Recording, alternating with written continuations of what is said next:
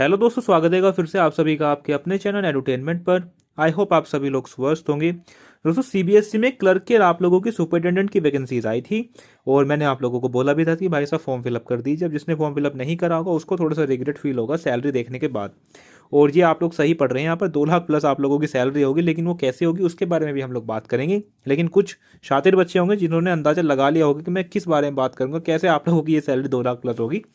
तो चलिए दोस्तों, वीडियो को स्टार्ट करते हैं। हाँ जी, वो मोटिवेशन का काम ही करेगी क्योंकि सैलरी ही सबसे ज़्यादा मोटिवेट करती है। और अब तो आप लोगों का 8th पे कमीशन भी आ रहा है।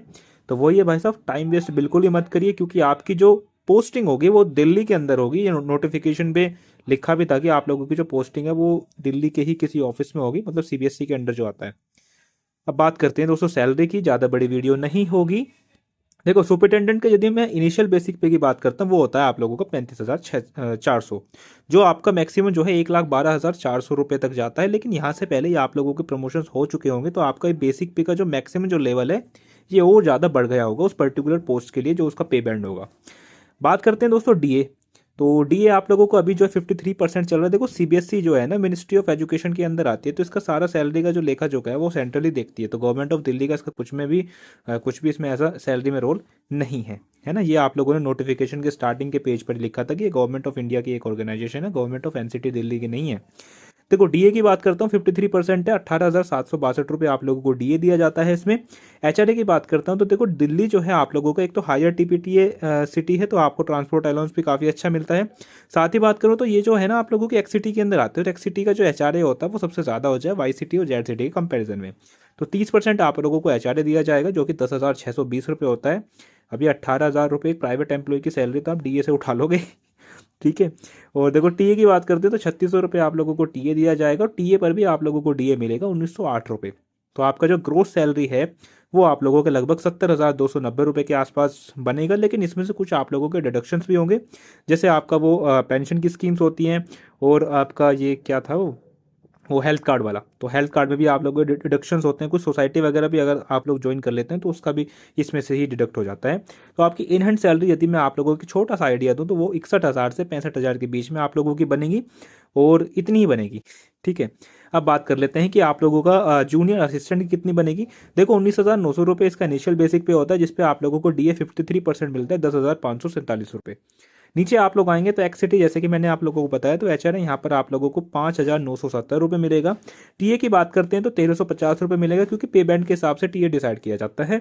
और डीए की बात करें तो 716 रुपये आप लोगों को टीए पर मिलेंगे। और इसके ग्रोस सैलरी की यदि मैं बात करता हूँ तो ये बनेगी आप लोगों के 38,483 रुपये।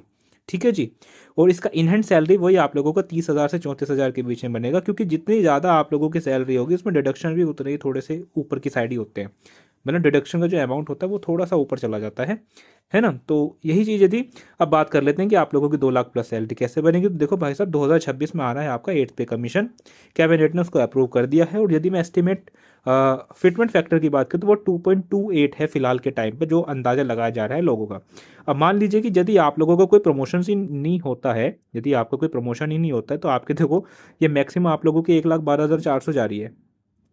तो जितने आप इस पोस्ट तक पहुंचोगे ना, 1,12,400 जब तक आपका बेसिक पे होगा, तो ये आपकी 2 लाख क्या आप लोगों की 3 लाख से ऊपर भी जा सकती है, क्योंकि तब तक क्या पता कोई अगला पे कमीशन आ जाए। ऐसा तो है नहीं कि 10 साल के बाद आप लोग सीधा मैक्सिमम पहुंच जाओगे, है ना। तो इसलिए मैंने आप लोगों को बोला। और वैसे भी आप 2-4 साल रुकेंगे, जैसे 2026 में आप लोगों का पे कमीशन आ जाएगा, 2-4 साल आप लोग रुकेंगे, सर्विस में रहेंगे, तो आप लोगों की सैलरी वैसे ही 2 लाख से ज़्यादा ही चली जाएगी, है ना, 5-6 साल यदि आप सर्विस में रहते हैं।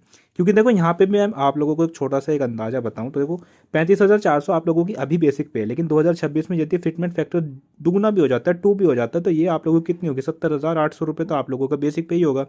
लेकिन डीए आप लोगों का 0 हो जाएगा और एचआरए भी आप लोगों का रिवाइज हो जाएगा, 30% नहीं होगा, है ना। तो बेसिक पे ही आप लोगों की इतनी ऊपर चली जाएगी और 2-4 साल और रुकोगे तो ये और ज़्यादा ऊपर चली जाएगी। तो इसलिए मैंने लिखा कि आप लोगों की सैलरी 2 लाख प्लस हो जाएगी यदि आप इसी सर्विस में टिके रहते हो आने वाले 5-6 साल तक। ठीक है। आई होप दोस्तों वीडियो आप लोगों को पसंद आई होगी, तो इस वीडियो को ज़्यादा से ज़्यादा शेयर कीजिएगा और मोटिवेशन के तौर पर लीजिएगा इस वीडियो को, इस सैलरी को। ठीक है। तो चलिए दोस्तों, फिलहाल के लिए इतना ही। धन्यवाद।